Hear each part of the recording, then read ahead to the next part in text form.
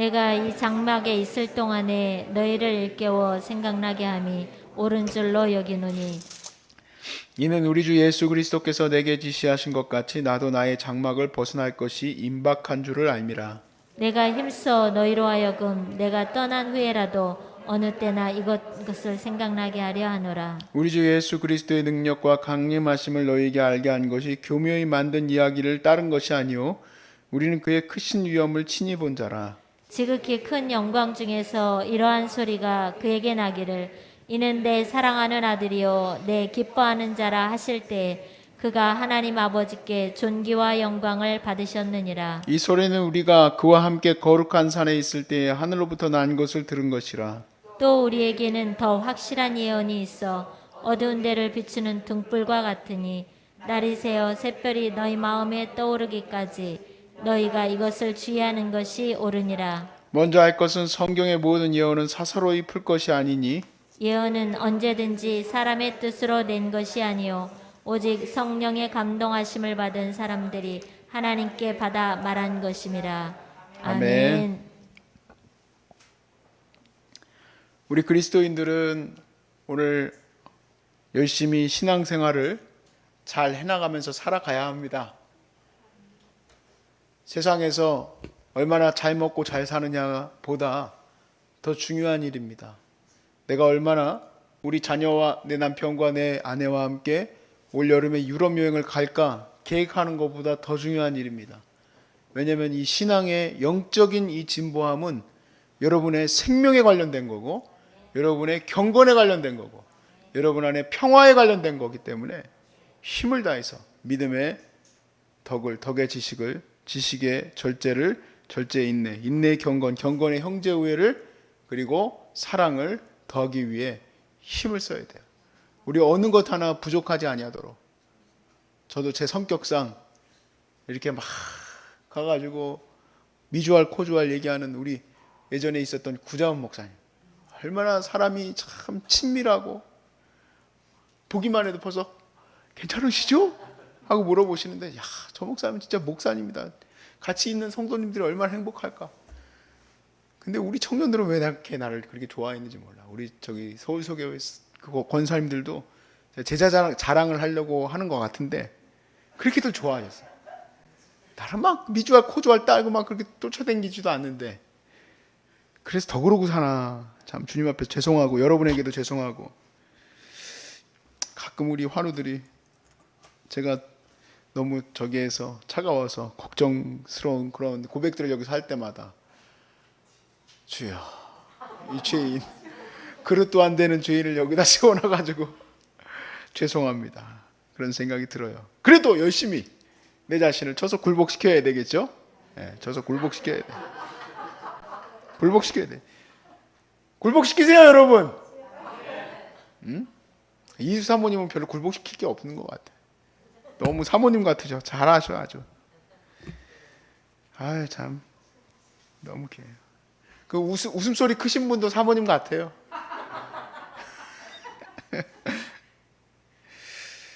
자 여러분 근데 신앙생활 열심히 하라는 말이 처음 들어본 얘기입니까? 여기 처음 들어본 사람 계세요? 황순찬님 신앙생활 열심히 하라는 말 처음 들어보셨어요? 아니죠? 처음 들은 말 아니에요. 베드로도 오늘 베드로 후서에 그 얘기 시작해요. 너희들이 모르는 얘기한 거 아니라는 거예요. 이런 말이 이게 어려운 말을 쓴 게 아니라 기독교는 원래 어려운 말 쓰는 데가 아니에요. 막 이상하게 뭐 공식 갖다 대입하고 그러면 이단이지. 원래 기독교 정통 기독교는 별로 재미가 없어요. 했던 얘기 또 하고 했던 얘기 또 하고 하는 거예요. 근데 했던 얘기 또 하고 해야 되는 이유가 있어. 왜냐하면 깨우치게 하기 위해서 다시 생각나게 하기 위해서 이 일을 해야 된다는 거예요. 이거를 저는 오늘 이 설교의 제목으로 이렇게 세웠어요. 신앙생활을 잘하게 하는 사역이라 얘기해요. 신앙생활을 잘하게 하는 사역이 뭐냐?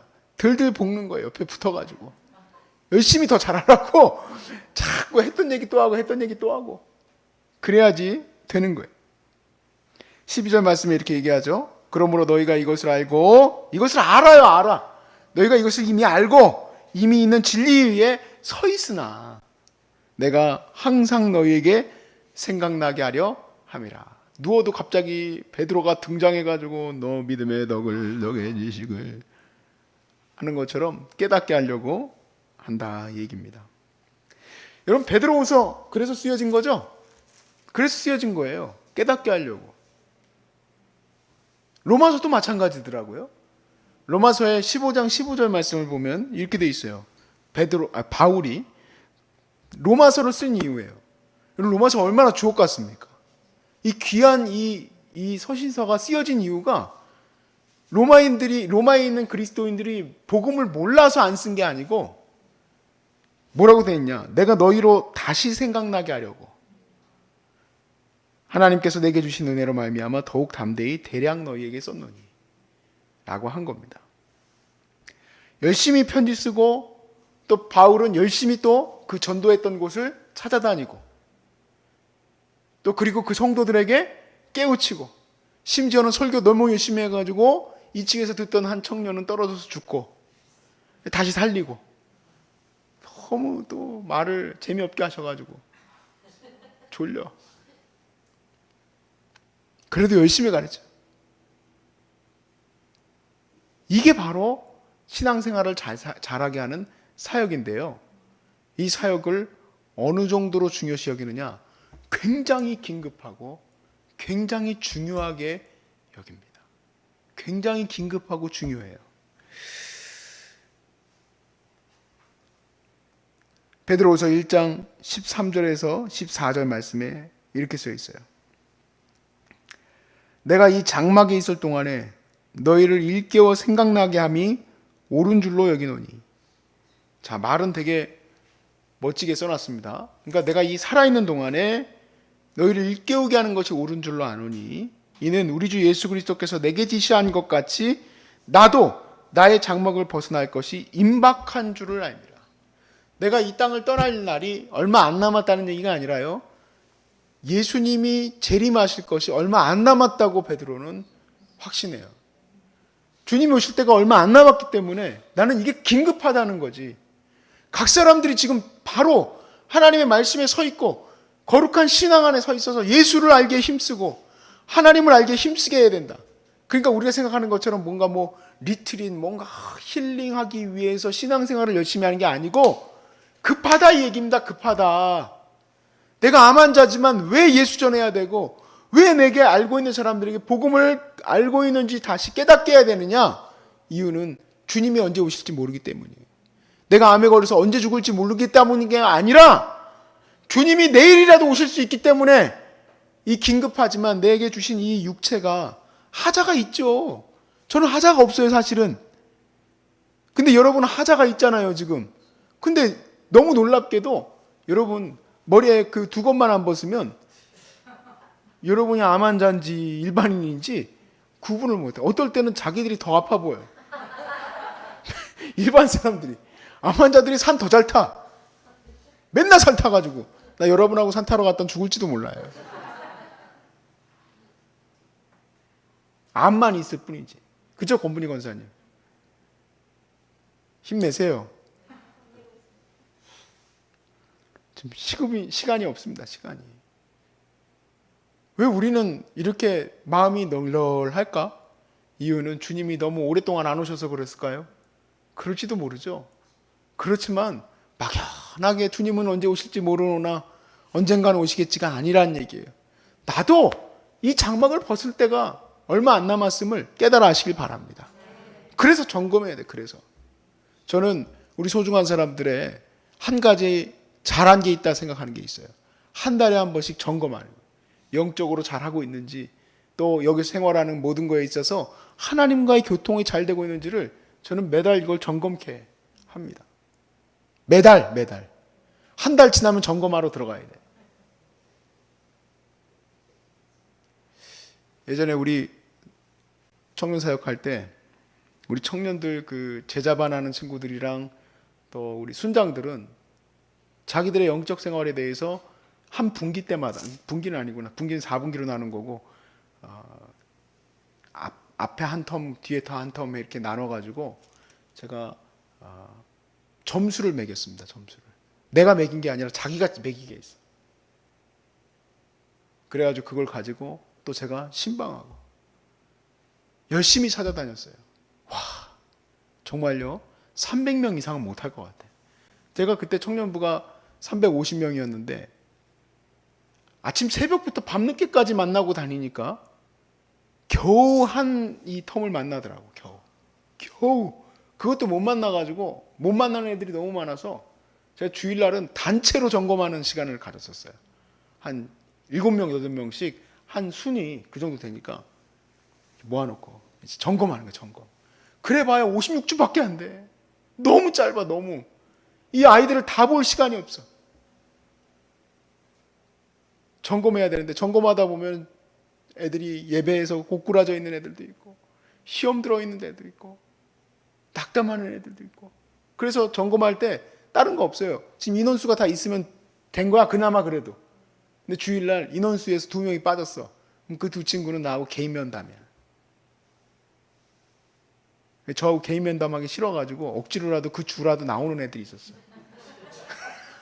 왜냐면 내가 빨간색 빨간색 목장갑, 공포의 목장갑 딱 끼고 오늘 목사님한테 그 얘기를 드렸는데 자전거를 딱 끌고 대전 바닥 안 넓어요. 다 대전 그 바닥으로 다 거기서 거기에요. 그렇게 열심히 자전거 타고 가가지고 신방하고 그랬었거든요. 신방하러 가가지고 밥 많이 먹고 재밌고 히덕거리다 오는 것이 아니라 한 영혼을 살리기 위해 힘을 썼어요.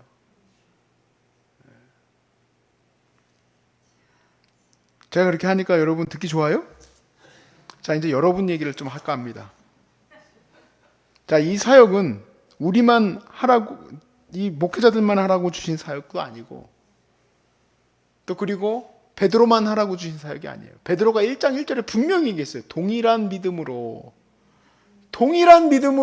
은혜를 주신 여러분께 얘기를 하노니, 그러니까 우리도 그 점검하는 사역을 감당해야 되는데, 제가 여러분과 함께 나누고 싶은 것은 이거예요. 바로 뭐냐면 우리가 알고 있는 사람들을 저처럼 만나야 돼요.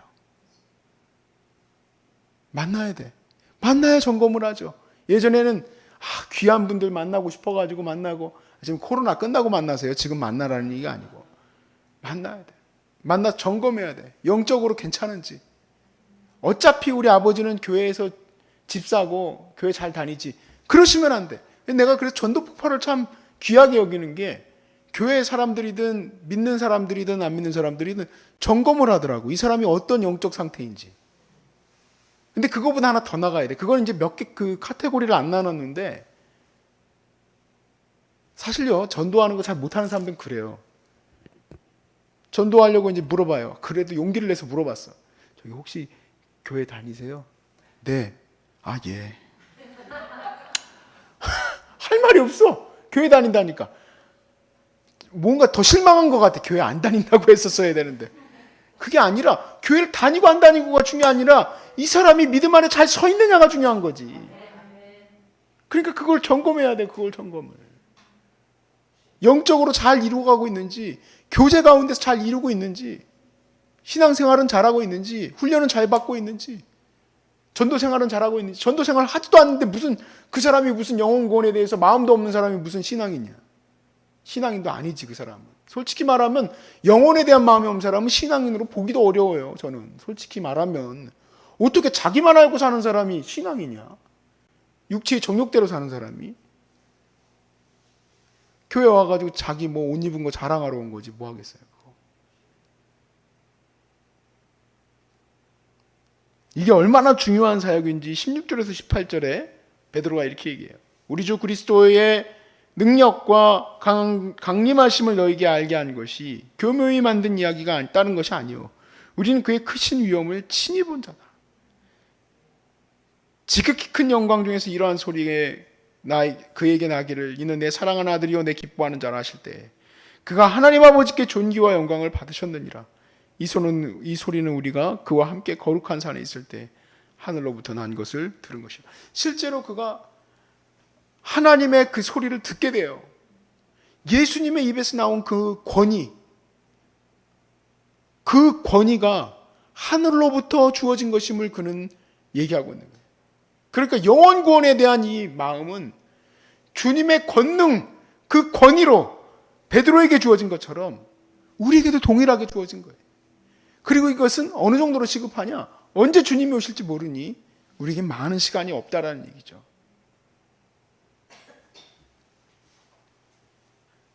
연말 연시에 뭐 친구들 만나가지고 시덕거리고 놀고 그런 것들만 생각하는 사람들도 많이 있지만 여러분과 저의 머릿속에는 항상 머릿속에 영혼 구원만 있어야 돼요.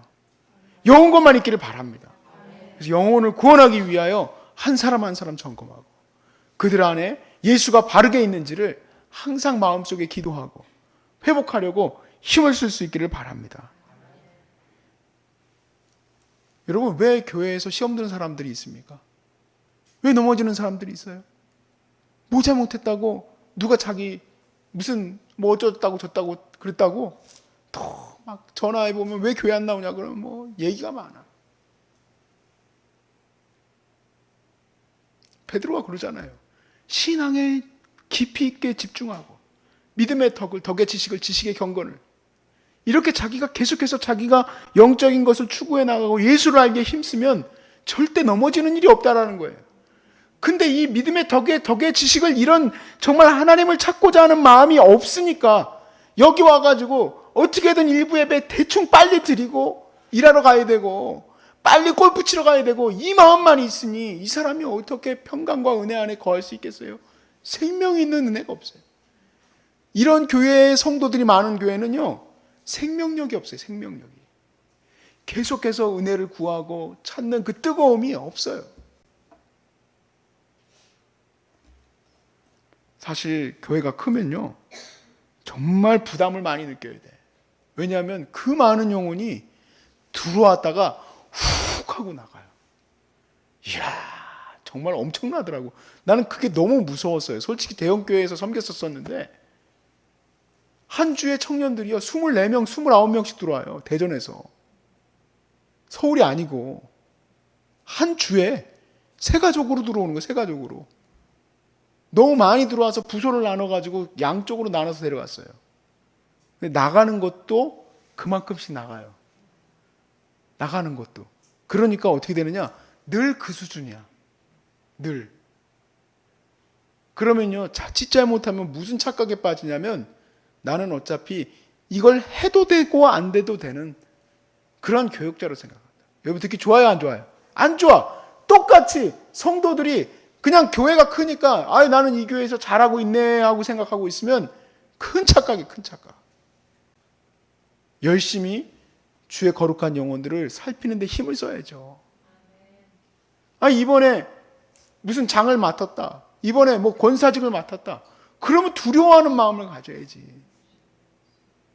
두려워하는 마음을.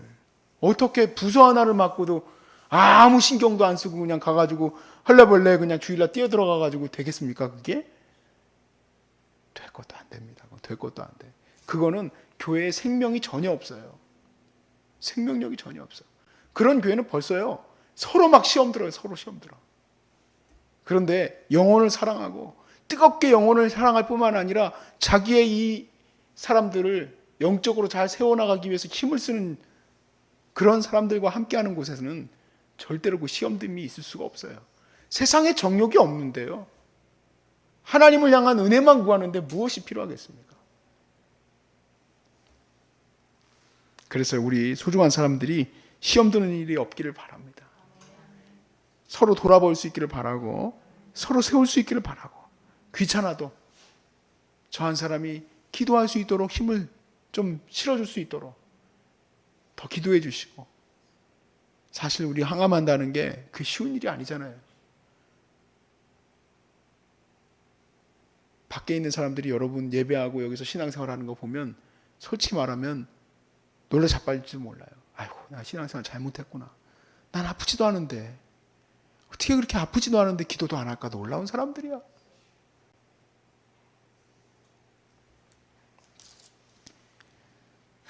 주님의 날이 가까웠습니다. 언제 주님 오실지 저도 모르겠어요. 이렇게 정말 피부로 느껴지는 때가 있었을까? 전 세계 역사 가운데 주님이 이제 오실 때가 정말 얼마 남지 않았다. 언제 이제 엔드가 올지 모르겠다. 그러므로 더 열심히 내 삶을 각 사람들을 일깨우고 회복하는 일에 사용할 수 있도록 해달라고 기도하며 우리가 살아갈 수 있기를 주의 이름으로 축복합니다.